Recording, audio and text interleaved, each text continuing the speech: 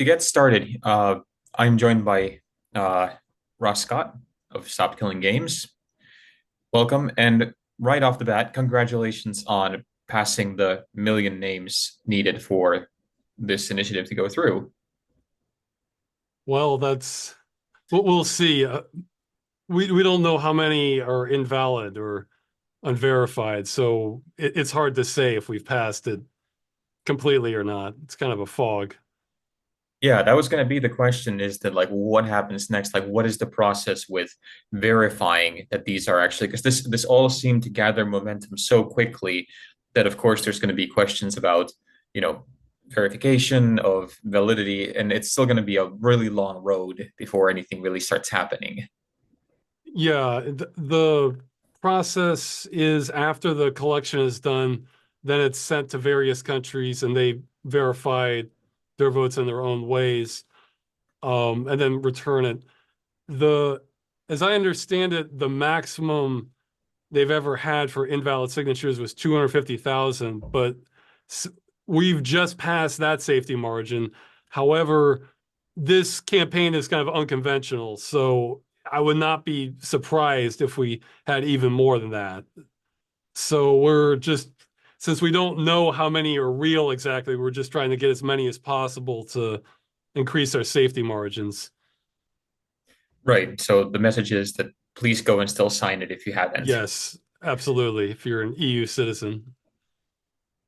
Uh, You mentioned that it's an unconventional campaign, and that was something that has been on my mind because a couple of weeks ago, maybe a month or so ago, I remember you posted a video that the campaign that you felt like that it was dead in the water, that it's really just turned entirely around.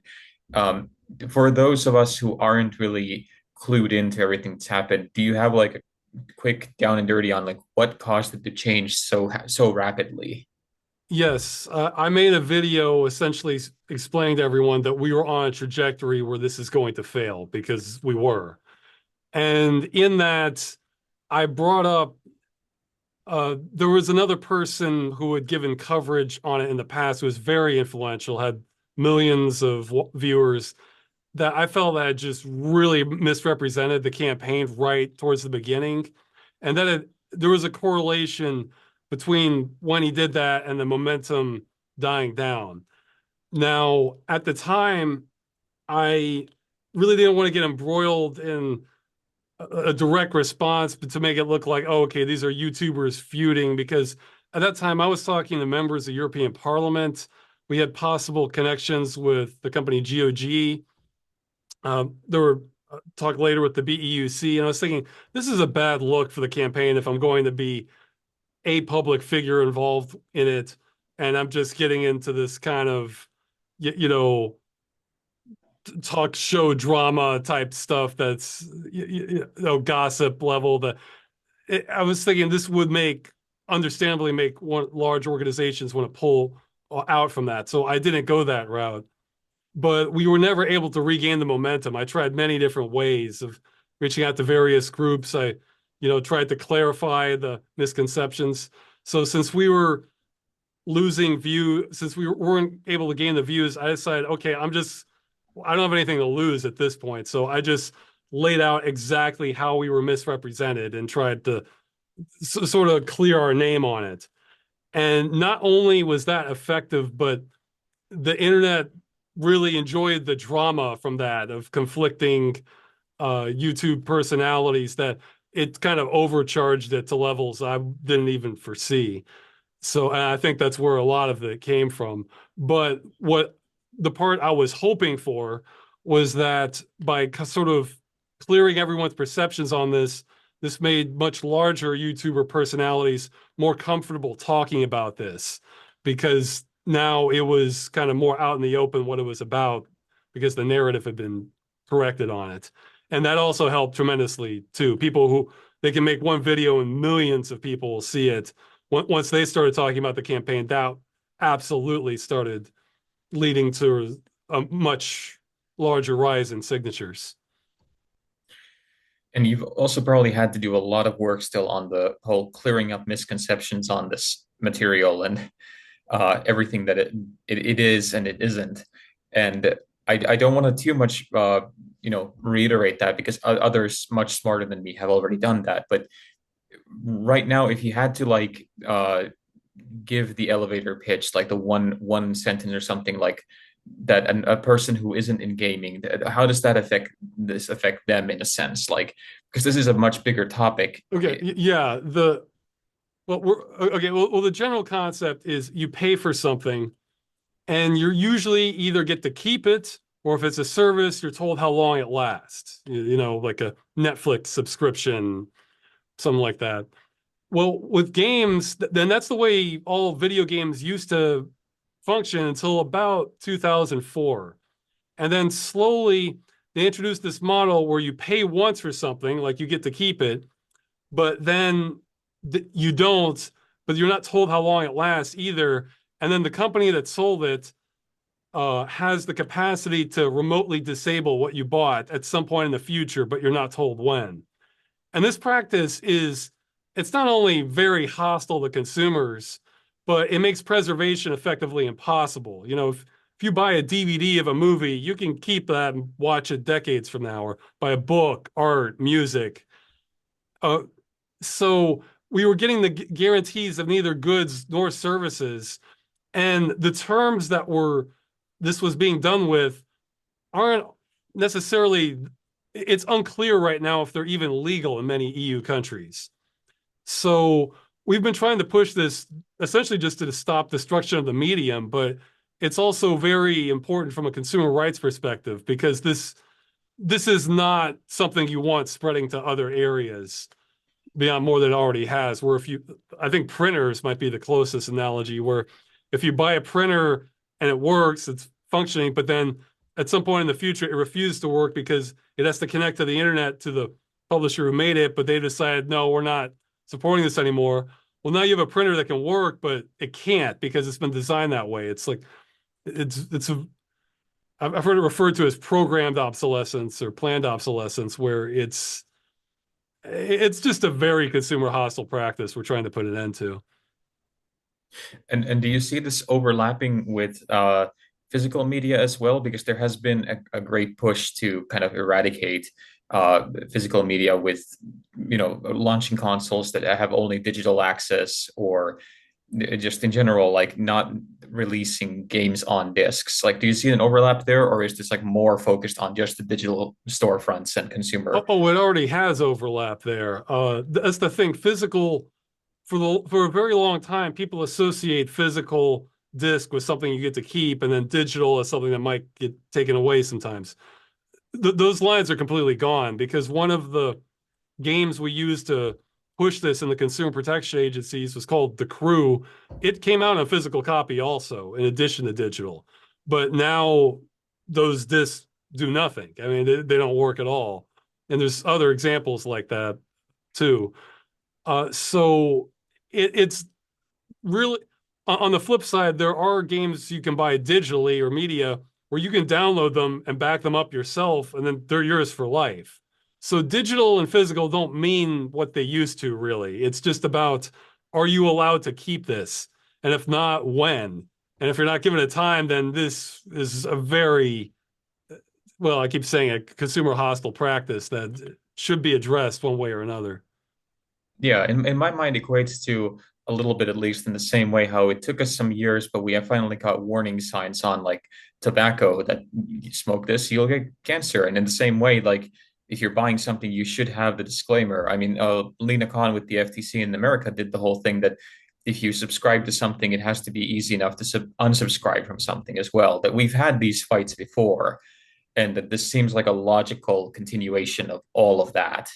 It's kind of an innovation in this sense, in that it is kind of evading expectations of goods and services, having the protections of neither. I mean, the analogy I make a lot is comparing it to Uber. When that first came on the scene in countries, governments weren't sure if this was a taxi service or something else, or these employees or contractors. Is the sort of situation the law wasn't clearly written for. So it's a similar thing here, where what's going on now wasn't even possible in the past. So we wouldn't even care if this was a new innovation in that sense, if it wasn't so destructive to the medium. So what happens next? Like, let's assume that all the votes come back and they're all verified that this moves forward. What do the next couple of years look like for you and for the whole initiative? Well, for me, I hope I get to wind down from a lot of it, but the what for the initiative, what would happen after that point is at some point the official organizers will get invited to the EU Commission. Well, they'll be brought to make their case, and the EU Commission will be hearing from many sides on this: the developers, the industry, maybe preservation groups, that sort of thing, and they'll make a decision if this needs to be, if this is valid to be addressed, and if so, it will pass a new directive at some point in the future that would address this. And from that point onward, the nation state countries would member state countries would craft their own legislation based off of that. But that entire process could take years. Though I think the organizers going before the EU Commission will probably happen probably later this year if it all cleared. It would take several months, but I might be able to get invited as an observer there, but since I'm ineligible to be officially a part of the initiative, but so I might be able to convene with the members and discuss things with them, but I would not have an official role in this. So What would you say is something that like EU citizens themselves can do? Like, is there something that like uh, somebody who's really passionate about this, like writing your legislator or contacting your EU representative, would those help, or are those at this point a hindrance? no, no, not at all. Well, I mean, the most obvious thing to do is sign the initiative if they're an citizen in an EU country. But if they've already done that, wish to help more, no, contacting a member of European Parliament saying that, basically asking them to support this, that you think it's a good initiative and we should have law passed on this.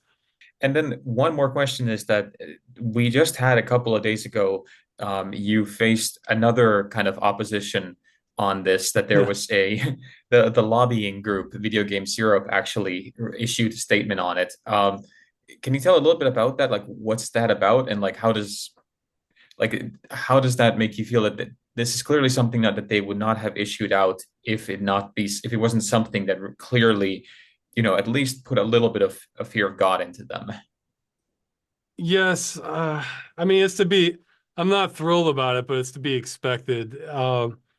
The narrative it kind of felt like they were just throwing any argument they can and hoping one lands. I mean, in some case, and for parts of it, it felt like they were confused about what we were asking for, because one point people get confused on a lot is that we're asking for endless support, which no, that's unrealistic. We've never asked for that. It's just that to shut down these games in a responsible way. Other things I think might just be straight up lying. Where one that comes to mind is where they say that the publishers can't allow customers to continue running unsupported games because that would be a legal liability for them. I'm very certain there are ways to absolve yourself of any liability for an unsupported product. So this, I mean, you would need a lawyer to get into the specifics of it, but so the fact that they're leading with that argument, that I think that one's dishonest. However, one argument I think is, I'm not sure how true it is, but I believe they think it's true. That I'm kind of glad they're going with this one, is that they're against this because they think if customers are allowed to keep and continue playing their old games, that will hurt the industry because they won't be forced to buy new games if they want to play something. So if that's the argument they wish to make before the EU Commission, I'm all for it. That sets the dividing lines nice and clear in my eyes. So I hope they continue spreading that message. And I think that's very debatable because I'm not sure the evidence really bears that out. Because you normally, if somebody's a fan of a franchise, if there's a new sequel, they tend to want to buy that too or play that too. Or same with other media. If sequel to a movie comes out, then you want to watch that. Or if a band you like releases a new album, you want to hear that too. So I don't think that's very well founded, but if that's the argument they want to go with, sure, let's have that be the debate. Yeah, it feels very topsy-turvy because I remember growing up and the whole argument at the time was that you make the product that entices the consumer, that you have to, compete for the customer's loyalty. You can't just, create obsolescence to force them into loyalty. Well, apparently you can. Or that's what's the whole that's the whole thing at stake here that we're trying to push back against. All right. Well, Ross, I'm not gonna keep you any longer. Thank you really much for your time. Thank you for this, being a spokesperson for this, and fingers crossed that this continues. Now, this is a great momentum. Yeah, getting the signatures. After that, I kind of look at this as like me launching a rocket off. I'm not one of the pilots. I'm the ground crew. So if we can get the rocket going, then I'll be satisfied on my end. So, And then a good long rest afterwards. oh God, yeah.